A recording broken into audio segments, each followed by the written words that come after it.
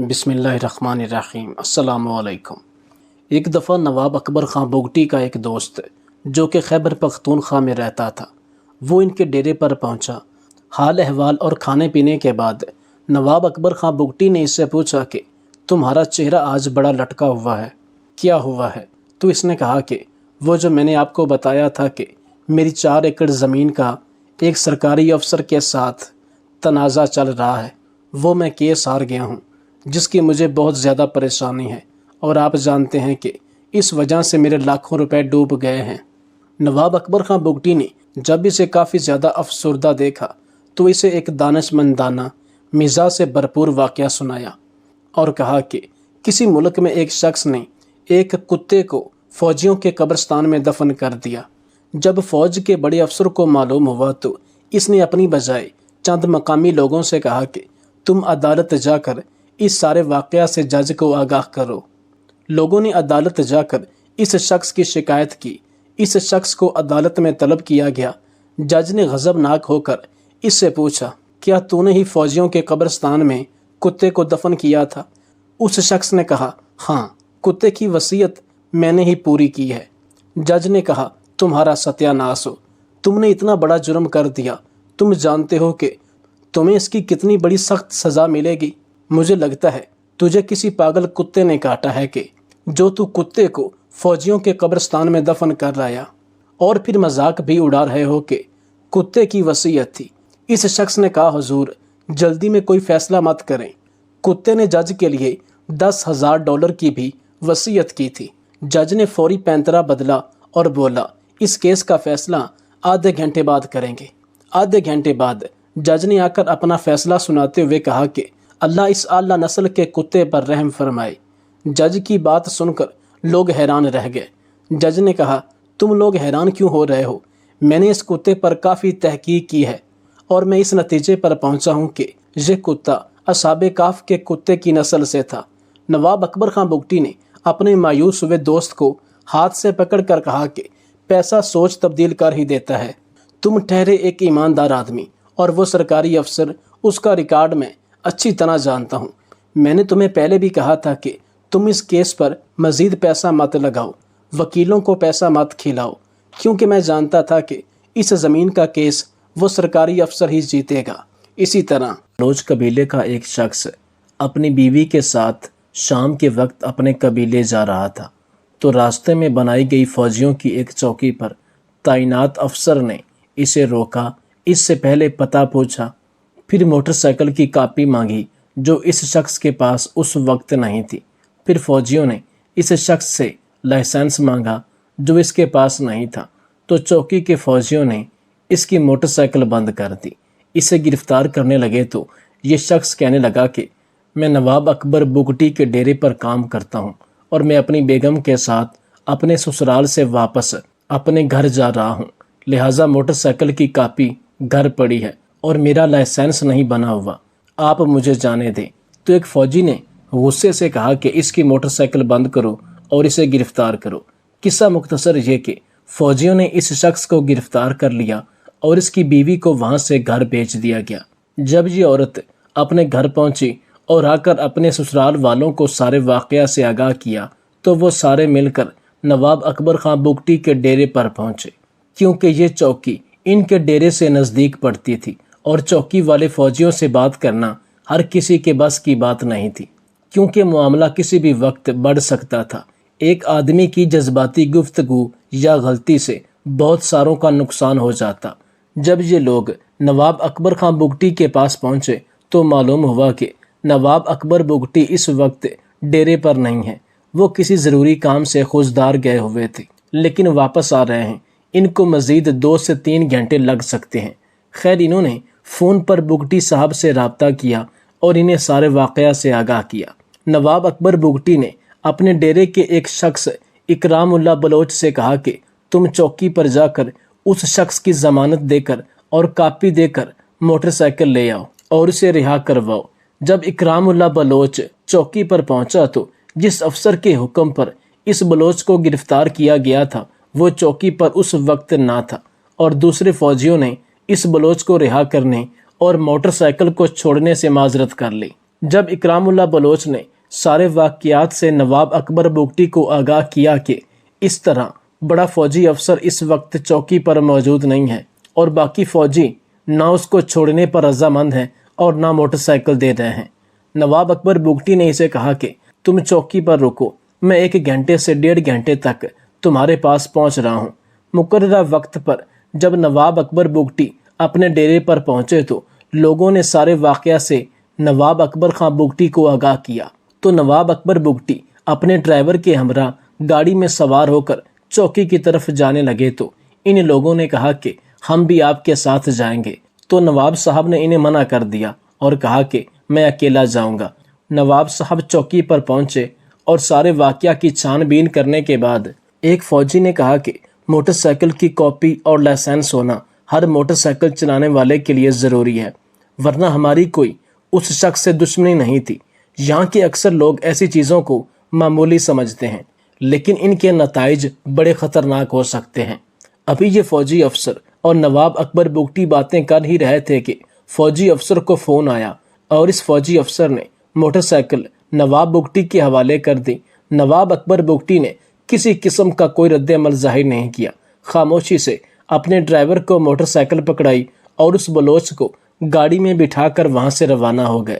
خاتون صحافی نسیم زارہ لکھتی ہیں کہ اس دن چوکی پر موجود افسران اور نواب اکبر خان بگٹی کے درمیان تلخ کلامی سے بات آگے جا سکتی تھی، لیکن کسی طرح اس سارے معاملے کا علم چودھری شجاعت حسین کو ہو گیا، تو انہوں نے ایک فوجی کمانڈر کو سفارش کرتے ہوئے سارے معاملے کو ٹھنڈا کیا اور اس طرح یہ موٹر سائیکل واپس کی۔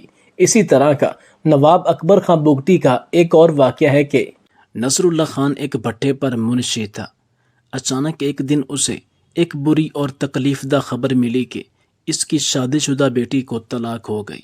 نصر اللہ خان نے بہت زیادہ کوشش کی کہ کسی طریقے سے میری بیٹی کا گھر بس جائے، لیکن جس گھر میں اس نے اپنی بیٹی بیاہی تھی وہ آدمی عیاش نکلا۔ آئے روز گھر میں اس کی طوائف سہیلیاں اور دوست آئے رہتے تھے۔ یہ گھر کم اور کوٹھا زیادہ لگنے لگا تھا۔ یہ بات اس کی بیوی کو گوارا نہ تھی۔ کافی دن برداشت کیا، لیکن لمبے جھگڑے کے بعد آخر ایک دن اس عیاش آدمی جس کا نام ذاکر بلوچ تھا، اس نے منشی نصر اللہ خان کی بیٹی کو طلاق دے دی اور جاتے وقت اپنی بیوی کو گھر سے کوئی چیز نہ لے جانے دی سوائے وہ جوڑا جو اس نے اپنے تن پر پہنا ہوا تھا۔ جب نصر اللہ خان کی بیٹی کا گھر بسنے کا کوئی جواز نہ رہا تو ایک دن یہ اپنے چند عزیزوں کے ساتھ اپنے داماد کے گھر گیا اور اسے کہا کہ تم نے میری بیٹی کو طلاق دے دی ہے، لہٰذا میری بیٹی کا سامان 4 تولہ سونا اور جو ہم نے اپنی بیٹی کو ایک بھینس دی تھی وہ ہمیں واپس کر دو۔ نصر اللہ خان کا سابقہ داماد ذاکر بلوچ نے سامان واپس کرنا تو دور کی بات، سیدھے منہ تک بات نہ کی اور انہیں چائے پانی تک نہ پوچھا، الٹا اس کی بیٹی پر الٹے سیدھے الزام لگانے لگا۔ اس نے اپنے سابقہ سسر کی ایک نہ سنی اور کہا کہ کوئی سامان نہیں ہے، تم نے سامان دیا ہی کیا تھا، نہ سونا تھا نہ بھینس تھی، صرف 4 بسترے اور 2 چارپائیاں تھیں۔ اگر تم اپنے 4 بسترے اور 2 چارپائیاں لے جانا چاہتے ہو تو وہ لے جا سکتے ہو، اس کے علاوہ میرے پاس کچھ نہیں۔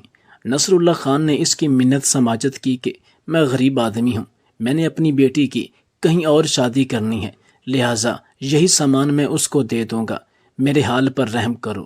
قصہ مختصر یہ کہ اس کے داماد ذاکر بلوچ نے کوئی بات نہ سنی، الٹا اسے دھمکانے لگا، کیونکہ ذاکر بلوچ کی صحبت اچھی نہ تھی، اس کا چور چکاروں سے بہت زیادہ تعلق واسطہ تھا۔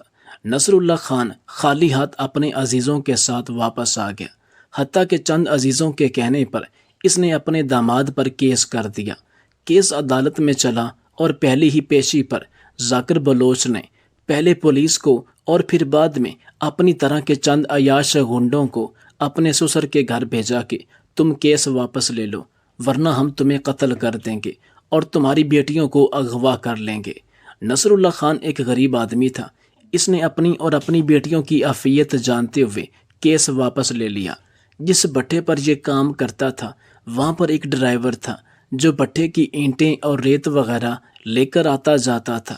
اس کا ایک عزیز اکبر خان بگٹی کا ڈرائیور رہ چکا تھا۔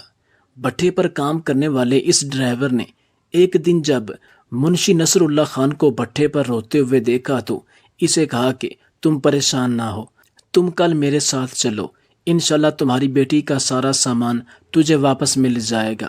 خیر، ہر چیز ڈسکس کرنے کے بعد اگلے دن منشی نصر اللہ خان اور یہ ڈرائیور اپنے اس عزیز ڈرائیور کی مدد سے اکبر خان بگٹی کے پاس جا پہنچے۔ اکبر خان بگٹی اپنی ذاتی لوگوں کے ساتھ مصروف تھے۔ تقریباً 1.5-2 گھنٹے بعد ان لوگوں کی باری آئی اور اکبر خان بگٹی نے ان سے آنے کی وجہ دریافت کی تو ان لوگوں نے اکبر خان بگٹی کو سارے حالات و واقعات سے آگاہ کیا۔ یہ باتیں کرتے ہوئے منشی نصر اللہ خان زارو قطار رونے لگا۔ اکبر خان بگٹی نے اسے کہا کہ مرد روتے ہوئے اچھے نہیں لگتے، اگر تمہیں رونا ہی ہے تو مسلح پر رویا کرو۔ نصر اللہ خان نے کہا کہ میں بہت غریب آدمی ہوں، میرا کوئی بیٹا نہیں، 2 بیٹیاں ہیں، اور میرا داماد نہ سامان واپس کر رہا ہے اور اس نے بلا وجہ میری بیٹی کو طلاق دے دی ہے، اور اب مجبوراً اس نے مجھے دھمکی دے کر کیس بھی واپس دلوا دیا ہے۔ اکبر خان بگٹی نے اس کے داماد کا سارا بایو ڈیٹا لیا اور اسے کہا کہ 2 دن میں کسی ضروری کام سے بلوچستان سے باہر جا رہا ہوں، 2 دنوں کے بعد اگر اللہ نے چاہا تو تمہاری بیٹی کا سامان واپس آ جائے گا۔ خیر، نصر اللہ خان اس ڈرائیور کے ساتھ واپس آ گیا۔ 2 دن کے بعد نواب اکبر خان بگٹی منشی نصر اللہ خان کے داماد ذاکر بلوچ کے گھر خود گیا اور نصر اللہ خان کی بتائی ہوئی ہر ایک بات اس کے گوش گزار کی اور اس سے کہا کہ تم اس کی بیٹی کا سونا، بھینس اور دیگر جہیز کا سامان 1 دن کے اندر اس کے گھر پہنچا دو۔ ذاکر بلوچ نے نواب اکبر خان بگٹی کے پیروں کو پکڑ لیا کہ سونا میں کھا چکا ہوں، بھینس میں بیچ چکا ہوں، سامان ہے وہ آ کر لے جائیں۔ نواب اکبر خان بگٹی نے کہا کہ جہاں سے مرضی پیدا کرو، سونا بھی پورا کرو، بھینس بھی پوری کرو، اور وہ تمہارے دروازے پر سامان لینے نہیں آئیں گے۔ تمہارے پاس 1 دن کا وقت ہے، دوسرے دن یہ سامان، سونا اور بھینس نصر اللہ خان کے گھر پہنچ جانے چاہیے۔ یہ بات کر کے نواب اکبر خان بگٹی واپس جانے لگا تو ذاکر بلوچ نے اپنی جیب سے 10,000 روپے نکالے اور نواب اکبر خان بگٹی کو دیے کہ یہ میری طرف سے تیل پانی کا خرچہ ہے۔ نواب اکبر بگٹی خان نے پیسوں کو ہاتھ تک نہیں لگایا اور کہا کہ تیل پانی کے لیے میں کسی اور سے مانگتا ہوں اور وہ مجھے وافر ادا کرتا ہے، ویسے بھی یہ پیسہ میں تو کیا تم کسی خیرات میں فقیر کو بھی دو گے تو بھی حرام ہی رہے گا، جن کا حق ہے ان کے گھر تک ہر چیز پہنچا دو۔ یہ کہہ کر نواب اکبر بگٹی خان واپس آ گئے۔ ذاکر بلوچ نے اپنے جاننے والے چند بڑے لوگوں سے رابطہ کیا اور نواب اکبر خان بگٹی کو سفارش لگوائی کہ میرے پاس سونا اور بھینس خریدنے کے پیسے نہیں ہیں، میں تو پہلے ہی بہت زیادہ مقروض ہوں۔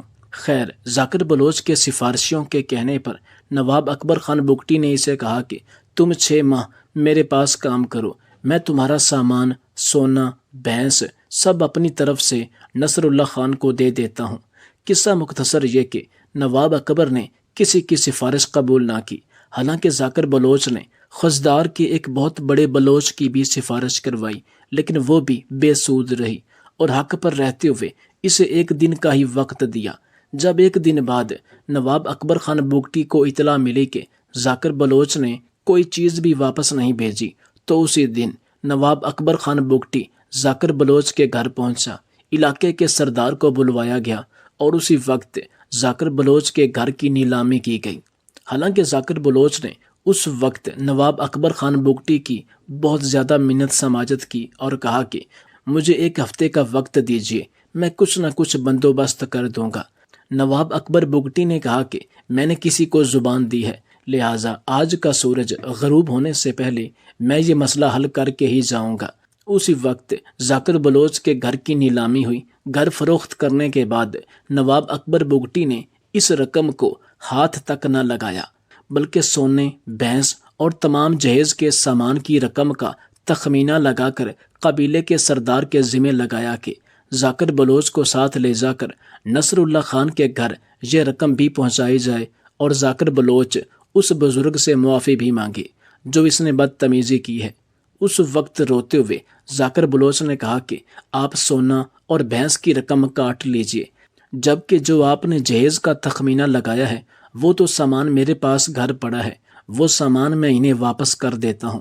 نواب اکبر خان بگٹی نے بڑے مجمع میں قبیلے کے سردار ذاکر بلوچ ان سب کے سامنے بلند آواز میں کہا کہ ایک غریب کی بیٹی کی عزت پامال کی، پھر اس کے والد کو ذلیل کیا۔ پہلے تمہیں میں خود آپشن دے کر گیا تھا کہ تم اس بچی کا سامان، سونے کی رقم اور بھینس کی رقم لے کر اس کے گھر پہنچ جاؤ، جو کہ تم نہیں گئے۔ اب جو سامان تمہارے گھر آ چکا ہے وہ تمہارا ہے، تم اسے کباڑ میں بیچ دو یا جو مرضی کرو، اس لیے اسے نئے سامان کے پیسے دیے جائیں گے تاکہ وہ اپنی بیٹی کا گھر کسی دوسری جگہ بسا سکے۔ پھر نواب اکبر خان بگٹی نے تاریخی جملے کہے کہ تم نے اس غریب بزرگ پر یہ بھی زیادتی کی کہ اسے اپنا کیس لینے پر مجبور کر دیا۔ یاد رکھو کہ اس ملک کی تمام عدالتیں بھی اگر اس کے خلاف ہو جاتی ہیں یا اس کو اس کا حق نہ ملتا تو میں اپنا ایڑی چوٹی کا زور لگا کر اس کا حق دلواتا۔ یہ کہہ کر نواب اکبر خان بگٹی اپنی گاڑی میں سوار ہوئے اور اپنے دستے کے ہمراہ چلے گئے۔ اگلے ہی دن یہ سردار ذاکر بلوچ کو ساتھ لے کر نصر اللہ خان کے گھر پہنچا، جہیز کے سامان کی رقم، سونے کی رقم، بھینس کی رقم ادا کی اور ساتھ میں ذاکر بلوچ نے اس سے معافی بھی مانگی۔